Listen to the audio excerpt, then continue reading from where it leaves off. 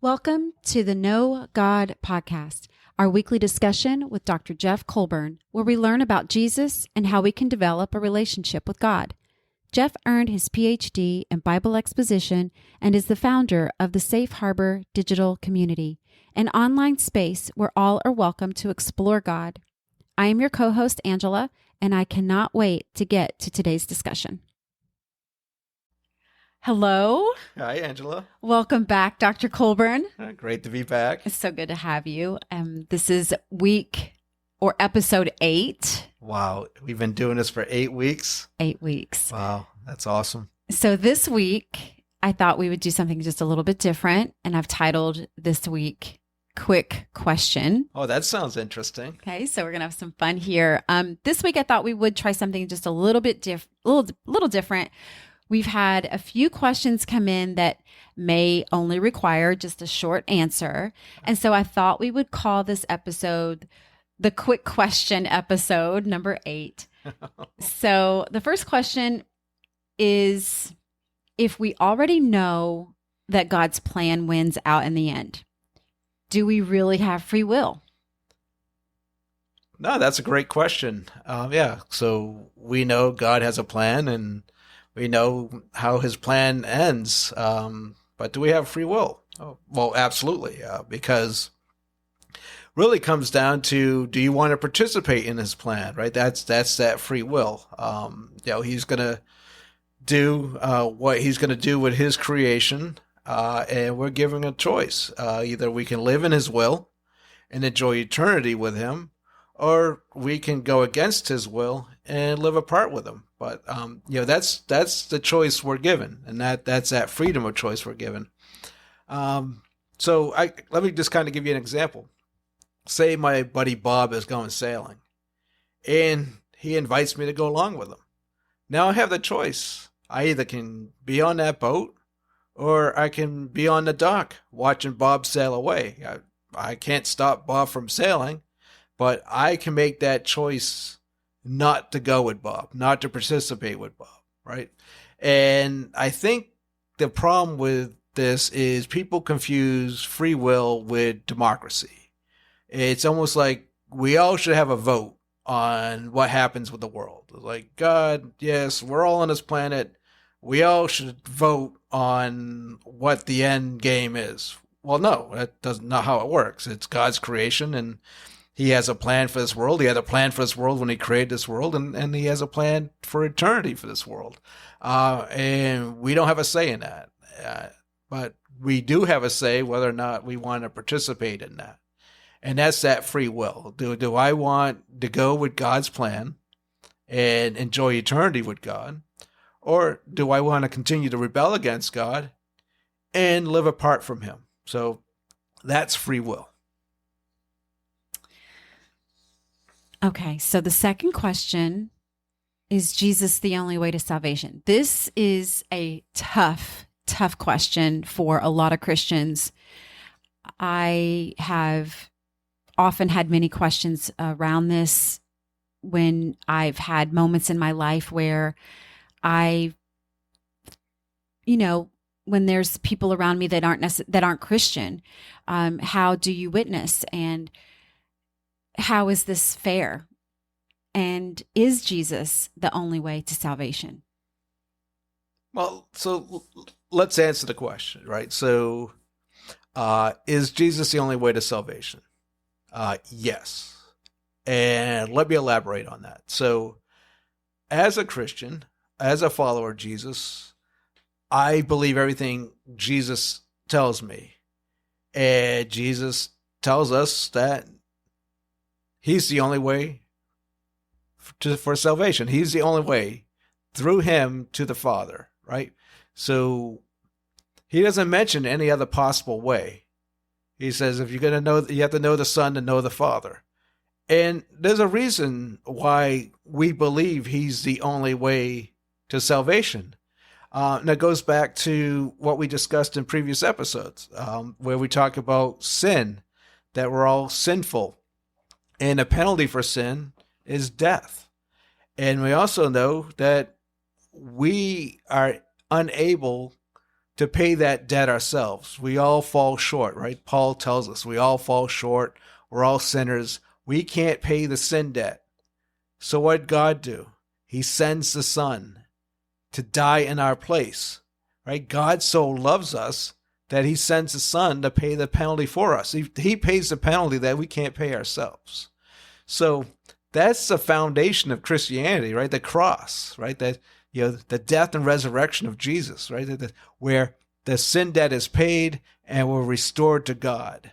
And as a Christian, that's what we have to believe, because that's, if we don't believe that, then we're not Christian, right? Because Christian, which I think is maybe used 3 times in the New Testament, really just means a follower of Jesus, right? And disciples of Jesus. And that's, I think that term's used over 100 times in the New Testament, because Jesus never used the term Christian. He invites people to follow him. And that's what we're doing when we become Christians. We make the decision to follow Jesus. And when we follow him as any true disciple, we believe and we follow his teachings. And he teaches us that, hey, I'm the way. Now, that might sound harsh. That might sound unfair. But it's what I believe. I believe in Jesus. I believe he's my salvation. So there's no room for any other path. And that goes with any other religion. Like if I look at Islam, Muslims don't believe Jesus is a possible way. They only believe in one way too. And the same as Judaism, right? They all have this path to God, and they don't look at other religions as other possibilities. So, as a Christian, this is what I believe, and I respect what you believe. And I hope you respect what I believe, but it doesn't mean I have to accept what you believe, nor do you have to accept what I believe. But as a Christian, for anyone who's going to call themselves a Christian, then yes, Jesus is the only way for salvation. Okay, sometimes that's really difficult to swallow and understand that. And that just leads us to this question. The third question, which is, how was there a Holy Trinity, Father, Son, Holy Spirit, before Jesus was born? How was that possible? Yeah, and the Trinity can be very confusing for new believers. It can remain confusing to even mature believers, because you're grasping this concept where you talk about God. But then you talk about 3 persons in God. You talk about the Father, Son, and the Holy Spirit. So there's three persons of God. So it can be confusing. And then especially then you start talking about Jesus and the birth of Jesus. So people start asking, well, was there no Trinity before Jesus was born? Well, yeah, there was a Trinity, right? There was a Father, Son, and a Holy Spirit from the very beginning, right? John tells us, right? In the beginning, the Word is God, and the Word was with God, and then the Word became flesh, right? He's talking about the incarnation, right, in the person of Jesus. So the Son, is Jesus. And Jesus tells us this, right? He always refers to himself as the Son. And then, to even kind of, confirm that his understanding of the sonship was, if you look at his response to the Pharisees, when he said that, Abraham, awaited this day, and they're like, well, you're only 30 years old. How can you possibly have known Abraham? He said, well, before Abraham, I am, right? So he uses I am, right? And if we remember Moses, right, God approaches Moses in the burning bush and says, hey, Moses, I want you to go down to Egypt, and you're going to free my people. And Moses is like, well, who do I tell him sent me? And God says, I am. So when Jesus said, I am, he knew what he was saying. And his audience certainly knew what he was saying, because they tried to stone him for blasphemy. So Jesus identified with the Son as being one of the 3 of that Holy Trinity. This question goes along with the previous question. If we are created in God's image, why does the book of Genesis say that we, in quotes, we will create man in our image? Shouldn't it say his image? Yeah, so again, this goes back to the Holy Trinity, right? We're talking about that three-person of God, right? Father, Son, Holy Spirit.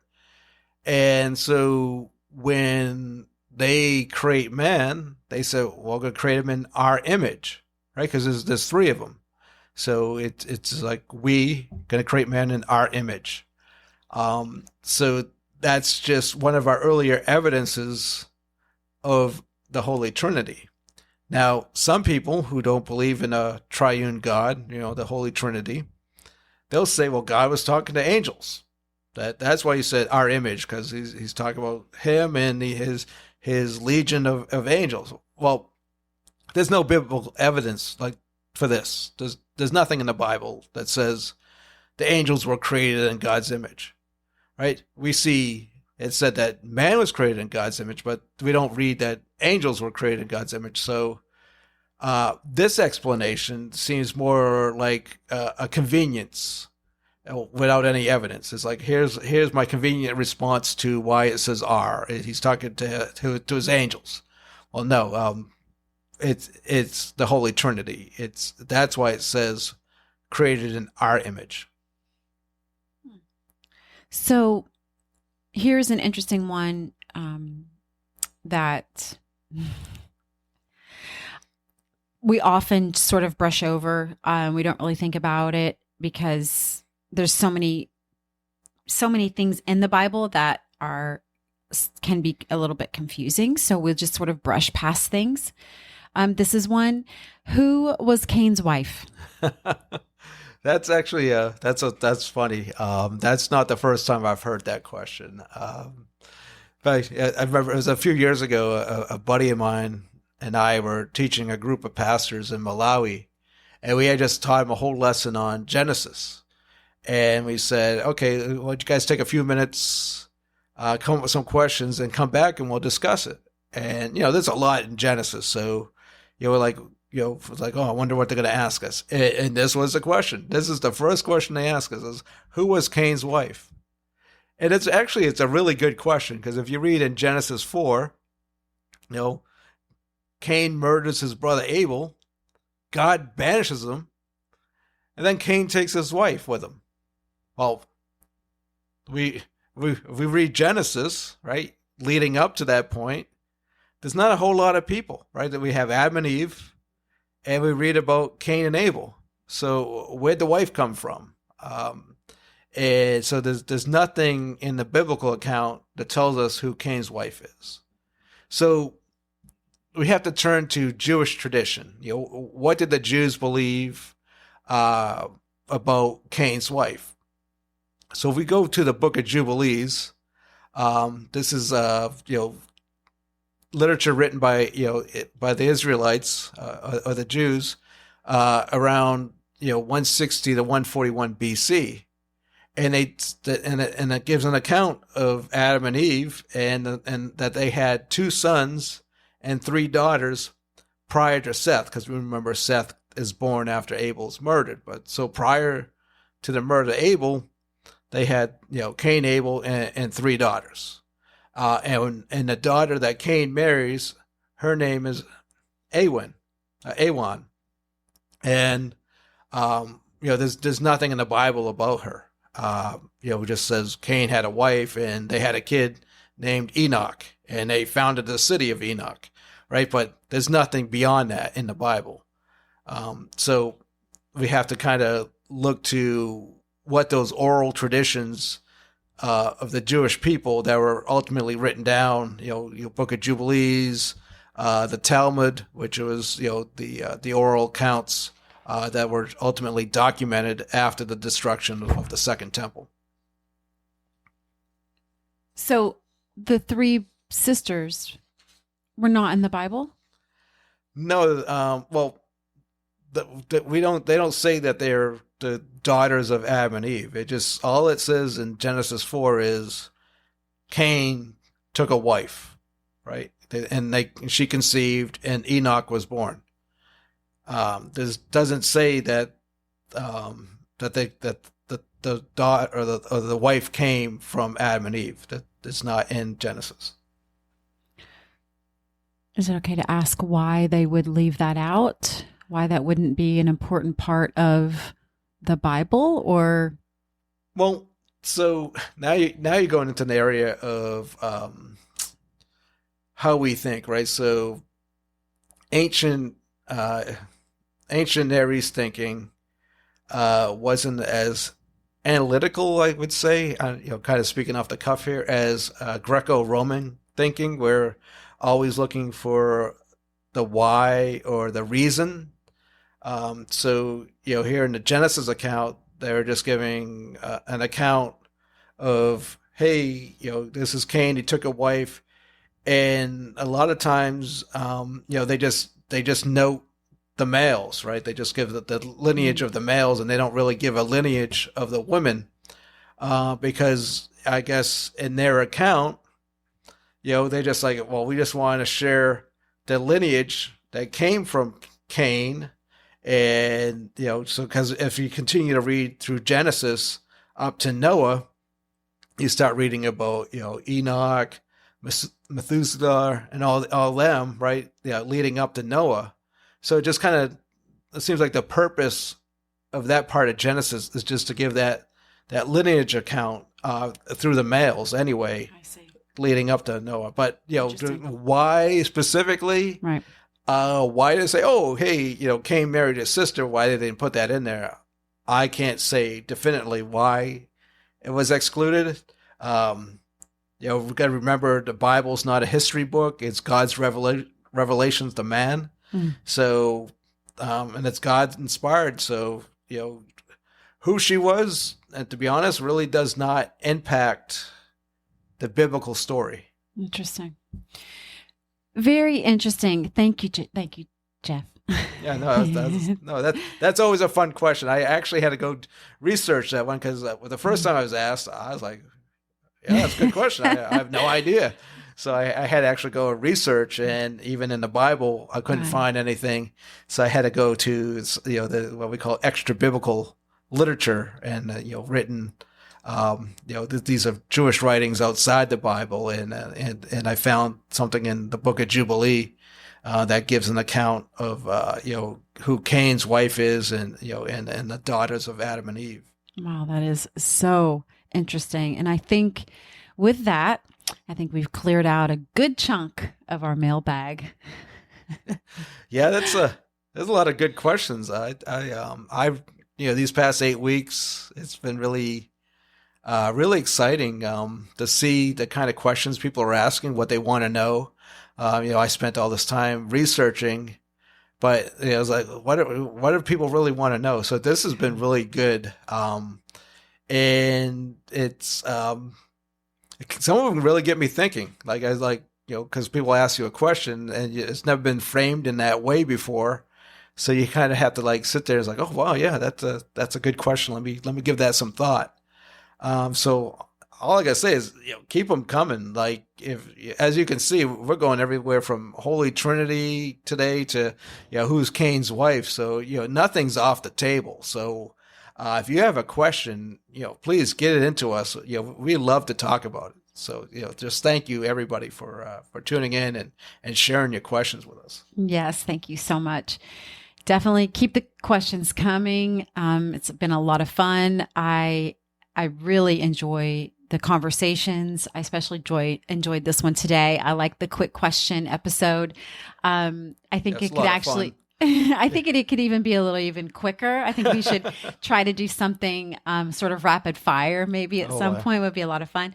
And if you all have any suggestions, please send them in, something that maybe you would like to hear that would just add a little bit more to this episode for you. Plus, I seem to learn something new every week. It's incredible. And I hope you all are finding it just as helpful. Thank you, everybody. Thank you, everyone, for being part of the Know God podcast. Please join us every Monday as we learn more about what it means to be a follower of Jesus. If you found this episode helpful, please leave us a review. We would love to hear from you. Also, please join the Safe Harbor community at digitalsafeharbor.com, a safe online space where you can ask questions, share your experiences and struggles, and engage in honest conversation. Until next week, have a great day and God bless.